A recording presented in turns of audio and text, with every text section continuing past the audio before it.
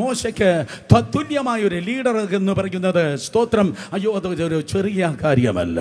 അങ്ങനെ ഒരു നേതാവിന്റെ ആബ്സെൻസിൽ ഒരുവനെ ദൈവം ഇതാ തെരഞ്ഞെടുത്തു. അവനാണ് യോശുവ. 12 ഗോത്രപിതാക്കന്മാരുടെ കൂട്ടത്തിൽ നൂന്റെ മകനായ യോശുവയെ നിങ്ങൾക്ക് ചിലപ്പോൾ കാണുവാൻ കഴിയത്തില്ല.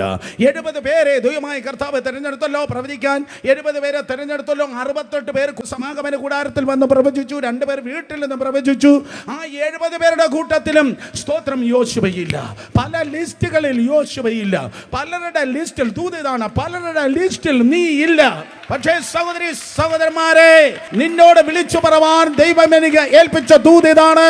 എന്നാൽ ദൈവത്തിന്റെ ലിസ്റ്റിൽ നീ ഉണ്ട്. ദൈവത്തിന്റെ ലിസ്റ്റിൽ ആർക്കും വെട്ടിക്കളവാൻ കഴിയാതെ, ആർക്കും മായ്ച്ചു കളവാൻ കഴിയാത്ത രീതിയിൽ നിന്റെ പേരിനെ ദൈവം എഴുതിയിരിക്കുന്നു. In the name of Jesus ഒരുങ്ങിക്കോ. സർപ്രൈസ് ആയി ചില സ്ഥാനങ്ങളിൽ ദൈവം നിന്നെ പ്രൊജക്റ്റ് ചെയ്ത് നിർത്താൻ പോകുകയാണ്.